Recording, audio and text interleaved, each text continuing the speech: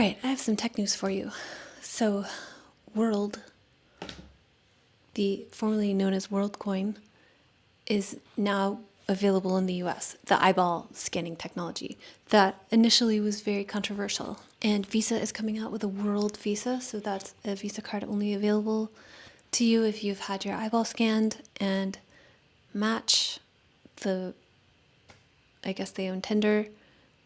They're piloting age verification using the eyeball scanning technology for Tinder in Japan. And also a while ago, I forget exactly when because March and April were crazy, but sometime around then, World announced that they would have a social network. So earlier, you might recall that they said they were coming out with a chat feature in their wallet app because your identity is a wallet now, and the metaverse shall constellate around it. And I've also said multiple times, I know I said it in the spring, I'm pretty sure I said it in the spring live thing that I did, that Saturn and Neptune in Aries is going to be the more mandatory metaverse. So that you can see that coming down the tracks right now. Monday's one of those, it's easy to wake up early days. The moon squares Uranus early in the morning. So you might not need to set an alarm. It's that type of a day. And then around 10 a.m. Pacific time, Mercury sextiles Jupiter. So this, if you look at the Mercury-ruled parts of your life, you might find that the Mercury-ruled parts of your life get a little uplift or some help. The Jupiter ones, not so much. And I say that because Mercury has technically more dignity than Jupiter right now. So Jupiter is ruled by Mercury, so there is like some symbiosis. But if you noticed over the past year, like since late May of last year, 2024, the Jupiter-ruled parts of your life have been maybe all over the place. Jupiter has been in Gemini, and that's just like an overwhelming degree of muchness. There has been so much. It has been too much to process. It's really difficult to find coherence in the world with that much, a lot. And Mercury and Jupiter typically don't go well together. Rhetorius said abundance is averse to logic. That's not the term. Basically, abundance hates logic, rationality. I'm butchering that. This is that thing where I don't know the answer right now, but I know the answer in my heart. So Mercury and Jupiter don't typically get along very well. They're two ways of doing the same thing. It's kind of like in Western, I think it's like alchemical tradition, there's like the dry way of knowing and the wet way. And the dry way is like through rationality, and the wet way is from direct experience, I guess. Wisdom. Wisdom doesn't come from passing a multiple choice test. But since Jupiter is ruled by Mercury, and this is a sextile, there's a little something good here. There's at least like some semblance of coherence or things making sense. You don't have to make it make sense. It's starting to make sense. And again, mostly this, I think, will bring the most benefits to the Mercury parts of your life, or maybe the sign of Aries, and less so to the Gemini parts of your life, although there's some positivity there also. And the rest of the day, after like midday, the rest of the day is the moon in Virgo. And it's just the moon applying to a trine to the sun, which perfects on Tuesday. So you get a shift in tone. The second half of Monday becomes a little more practical and somber, and it's the moon with the south node. So there's a feeling of letting go. And this week, so last week and last month was all a lot of fire and air and water. There's a lot of volatility. And now we're settling into May, and we're getting into the fixed signs. Mercury's going to move into Taurus. We're transitioning to more of a management of things for a couple weeks, as opposed to all of this like starting. there's a lot of like stuff starting, being threatened to stop, or there was a lot of disruption or threats of disruption the past couple of months.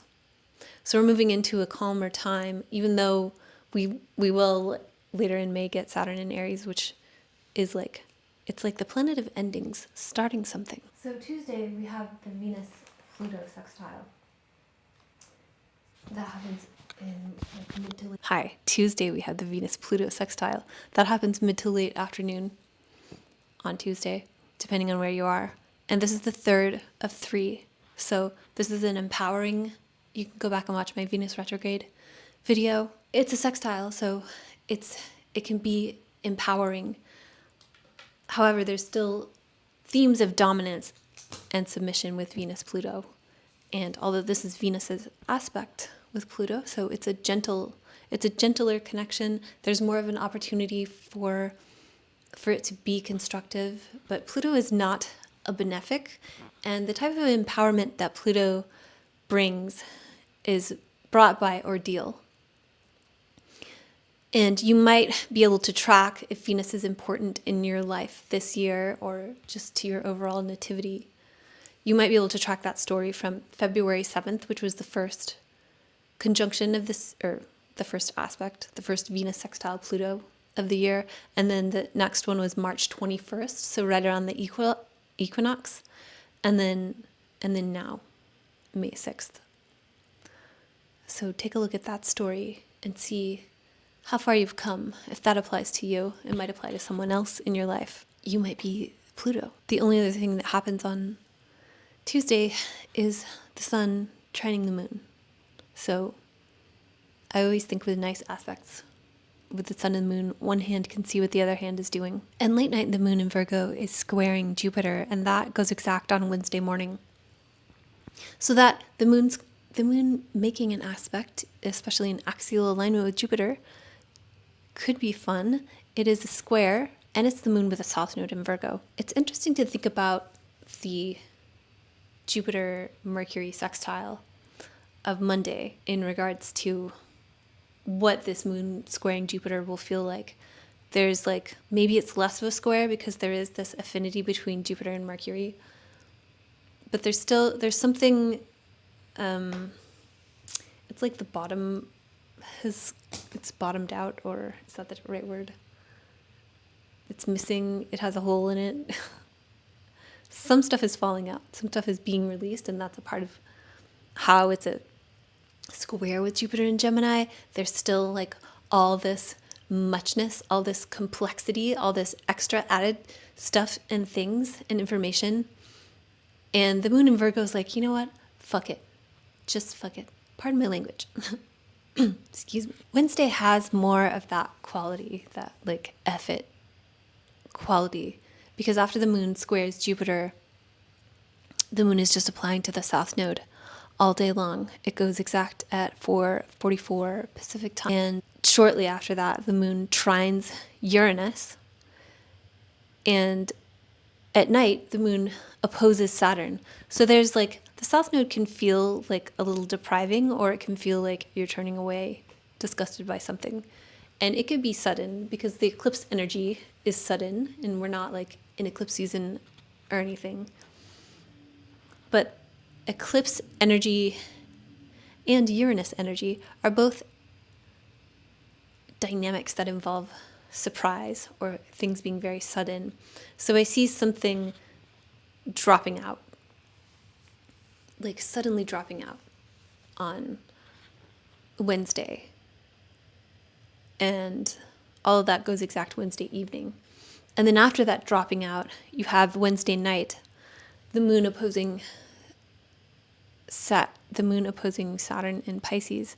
And this is the last one for a while. And I keep saying I like this moon opposite Saturn because the moon and Saturn are kind of, they're in complementary territory. They're in territory that is, I wouldn't say opposite to their nature, but they're trying to do somewhat similar things.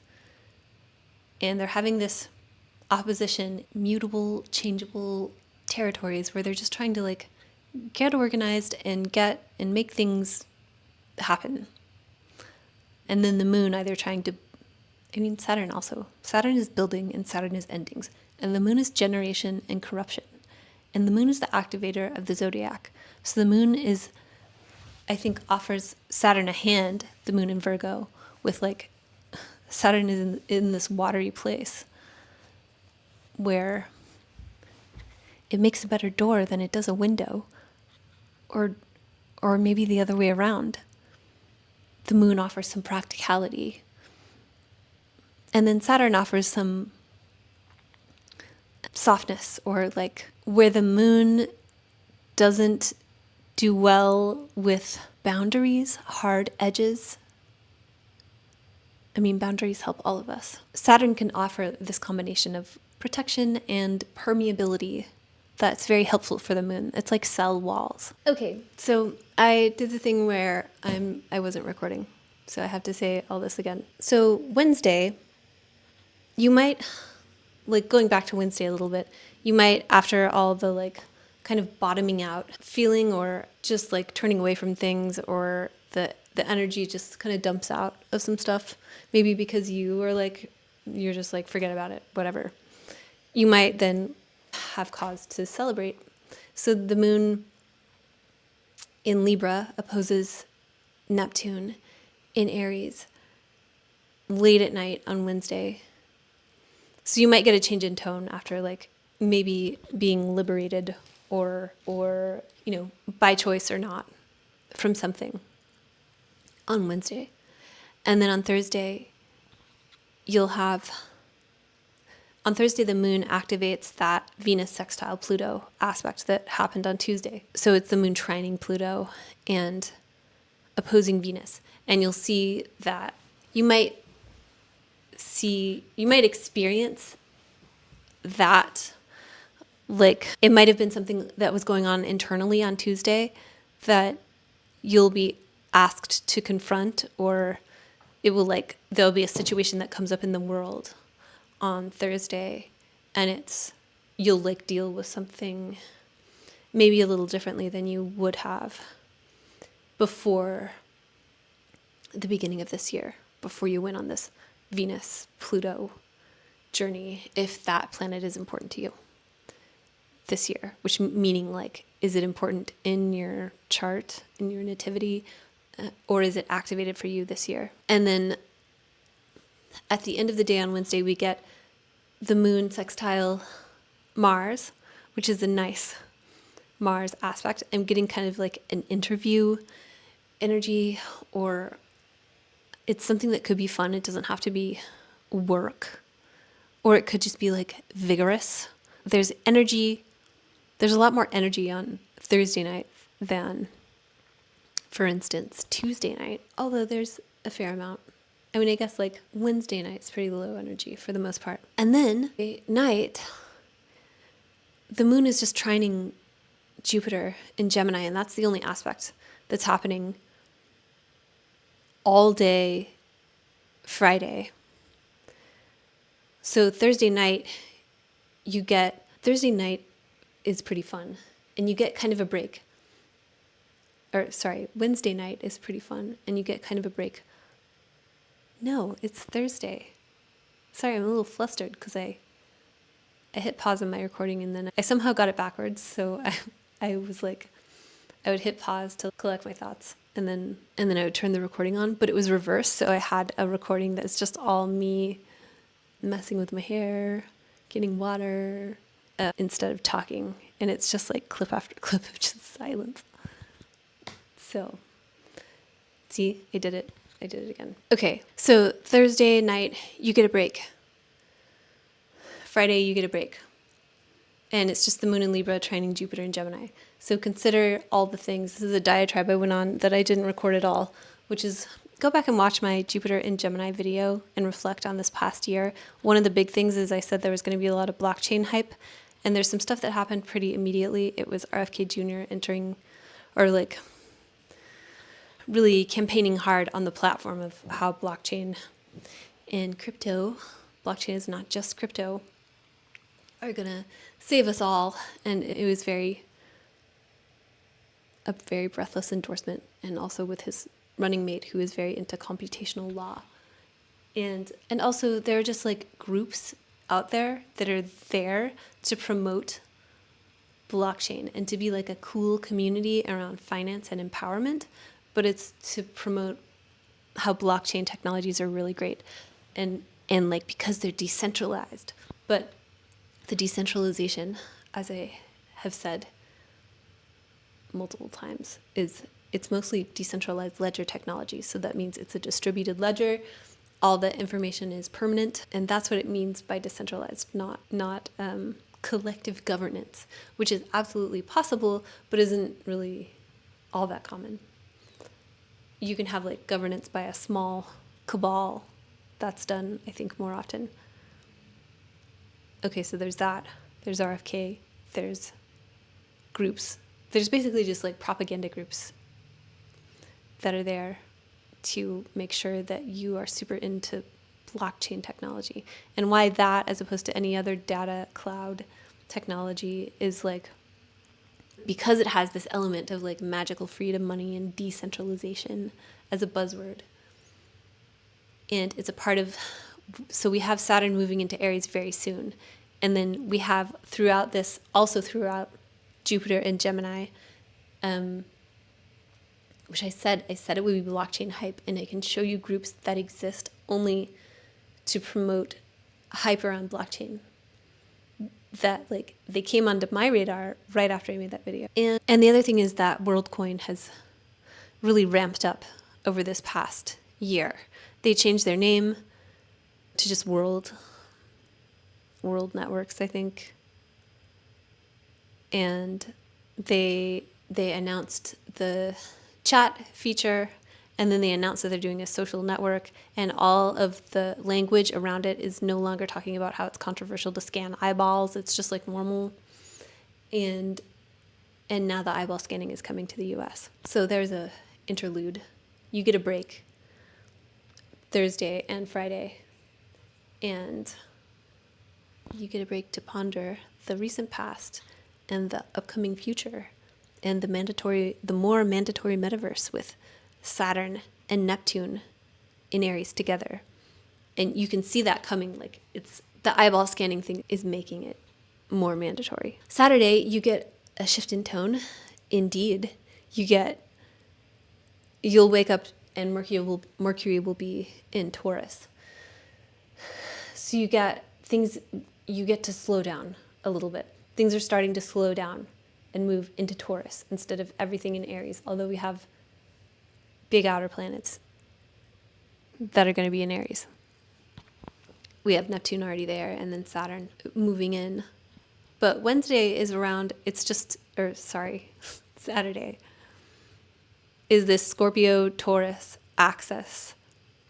It's about how Mercury has moved into Taurus. The moon is the activator of the zodiac. It opposes Mercury immediately. So Saturday is all about that. It's all about what is the Taurus area of your chart? What is that about? And what does Mercury rule in your life? What parts of your chart does Mercury rule? Saturday is suddenly all about that. After clearing up this Venus Pluto story, the moon contacting Jupiter, that moon and Virgo stuff from the beginning of the week, you get a big change, and it's probably like a little gnarly, a little primordial. It's the moon in fall opposing Mercury in Taurus. I want to say, so Mark Zuckerberg is a Taurus with the moon in Scorpio, and more stuff in Taurus, more stuff in Scorpio. Sam Altman is a Taurus. Mark Zuckerberg changed the name of the company to Meta on around the time the nodes shifted into Taurus and Scorpio, and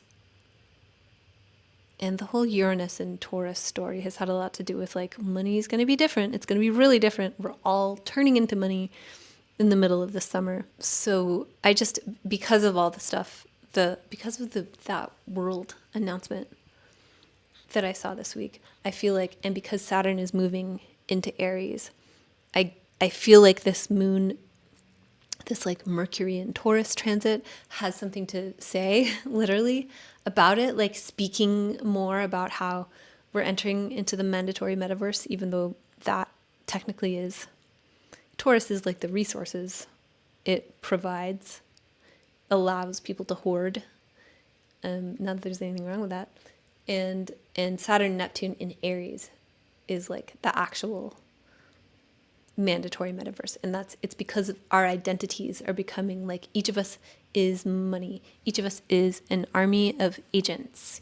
Each of us has this personal, like this physical embodied life. And then we have this more increasingly mandatory digital life, digital presence and identity, which is a wallet. So I see more talk about that. And then the moon in Scorpio is squaring Pluto.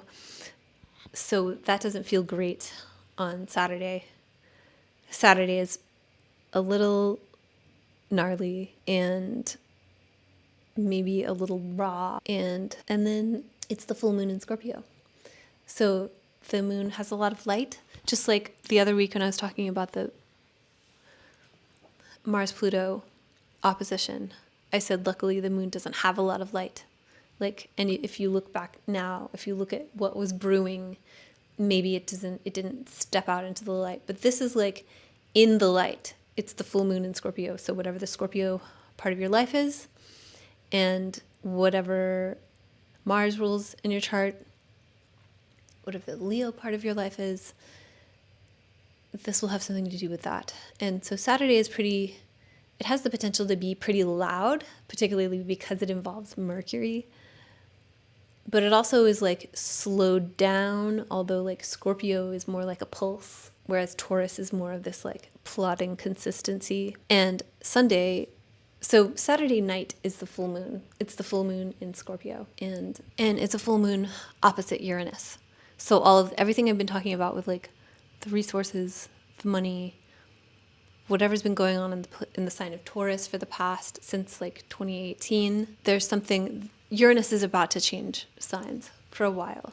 So there's something like wrapping up that story and maybe giving like another jolt of surprise, the element of surprise.